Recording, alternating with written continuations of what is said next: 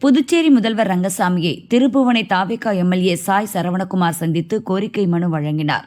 முதல்வரிடம் உரையாடிய அவர், புதுச்சேரியை விட கடலூர் மாவட்டம் பெரியது. அங்கு ஒரு IAS அதிகாரி நிர்வாகத்தை சிறப்பாக நடத்தி வருகிறார். ஆனால் புதுச்சேரியில் 20க்கும் மேற்பட்ட IAS அதிகாரிகள் இருந்தும் பணிகள் தாமதமாகின்றன என்றார். இதை கேட்ட முதல்வர், புதுச்சேரி நிர்வாகம் வேறு, தமிழக நிர்வாகம் வேறு. கடலூர் மாவட்டத்துக்கு ஒரு IAS அதிகாரிதான். ஆனால் அதிக IAS அதிகாரிகள் இருப்பதால் புதுச்சேரி வீணாகிவிட்டது. ஜாலியாக இருக்கத்தான் புதுச்சேரிக்கு அதிகாரிகள் வருகிறார்கள் என்றார்.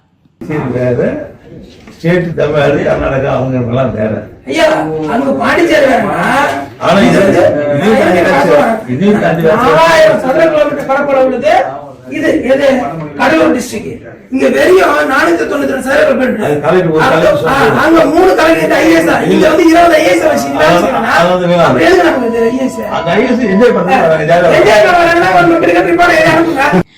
முதல்வர் ரங்கசாமியை சந்தித்து பேசியது தொடர்பாக எம்எல்ஏ சாய் சரவணகுமார் விளக்கம் அளித்தார்.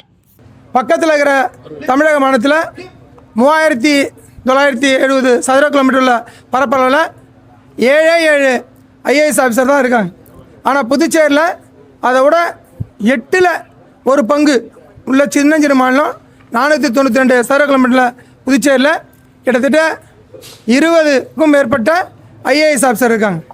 அது மட்டும் இல்லை, சீஃப் செக்ரட்டரி ஆஃபீஸில் போட போகிற பட்ஜெட் எஸ்டிமேட்டில் 40 கோடி ரூபாய் IAS ஆஃபீஸருடைய சம்பளத்துக்கும் 270 தலைமைச் செயலகத்தில் இருக்கிற பணியாளர்களுக்கும் ஒதுக்கப்படுது. அது இல்லாமல் அவங்களுக்கு காரு இத்தியாதி பங்களா ஃப்ளைட் டிக்கெட்டு டிரான்ஸ்போர்ட் அலவன்ஸு எல்லாத்தையும் கொடுக்குறோம். எதுக்காக கொடுக்குறோம்? மத்திய அரசாங்க பாரத பிரதமர் திரு நரேந்திர தாமோதர் மோடி ஐயா எதுக்காக கொடுக்குறாரு? அவங்க சிறப்பாக வேலை செஞ்சு இந்தியாவிலே நம்பர் 1 ஸ்டேட்டாக புதுச்சேரி மாநிலத்தை மாற்றி காட்டுவாங்கிறதுக்காக தான் இவ்வளோ பெரிய பணத்தையும் கொடுக்குறாங்க.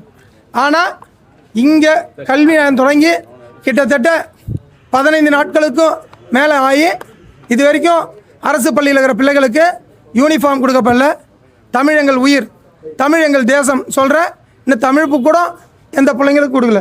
இங்கே வர தலைமைச் செயலருக்கு தமிழ் தெரியல, முதலமைச்சரையாவுக்கு ஹிந்தி தெரியல. ரெண்டுத்துக்கும் முன்னில் ஒரு தலைமைச் செயலர் இங்கே வர்றாருன்னா அவருடைய PSஐ கூட்டின்னு தான் CM வந்து பார்த்துட்டு போகணும். அப்போ தான் 2 பேருக்குள்ள ஒரு சுமூகமான ஒரு என்ன பேசணும்.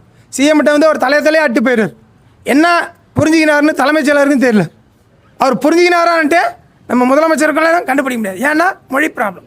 அப்போது தலைமைச் செயலர் இங்கே வரேன்னா நீ மட்டும் தனியாக மாப்பிள்ளை வீடு கிடையாது வந்துட்டு போகிறதுக்கு. நேராக நீ வரேன்னா PSஐ கூட்டின்னு வந்து என்ன ஏதுன்னு விளக்கிட்டு போகணும். லிங்க்கு ஃபைல்லாம் முறையாக முதலமைச்சர் கையில் வந்தால் தான் முதலமைச்சரால் யாருக்கு லீவு கொடுக்கணும். எல்லா IAS ஆஃபீஸரும் லீவ் போட்டு என்ஜாய் பண்ணிருந்தா யார் எங்கள் பிள்ளைங்களெல்லாம் இது கொடுக்குறது? அதே போல் கல்விக்கண் திறந்த காமராஜர் பிறந்த புண்ணிய பூமியில், அதுவும் புதுச்சேரி மாநிலத்தில் காமராஜருடைய மறுபிறப்புன்னு சொல்கிற நம்முடைய முதலமைச்சர் இருக்கிற கல்வித்துறையில் இது வரைக்கும் ஒரு இயக்குனர் நிரப்பப்படல. அந்த இயக்குனர் எங்கன்னு சொல்லிட்டு நேற்று போய் தேடி பார்த்தா இயக்குனரே இங்கே போடலன்றாங்க. முதலமைச்சர் அவர்கள் உடனே அதிகாரியை பார்த்தாரு. அதிகாரியை கூட்டி பேசி நான் இந்த வாரத்தில் கொடுக்குறேன்னு சொல்லிக்கிறார். இந்த வாரத்தில் அதிகாரிகள் கொடுக்க காலதாமதம் பண்ணிக்கினே இருந்தாங்கன்னா அடுத்த வாரத்தில் தமிழக வெற்றி கழகம் நிச்சயமாக வீதியில் இறங்கி மக்களுக்காக போராடுன்றதை தாழ்மையோடு தெரிவிச்சுக்கிறேன். நன்றி.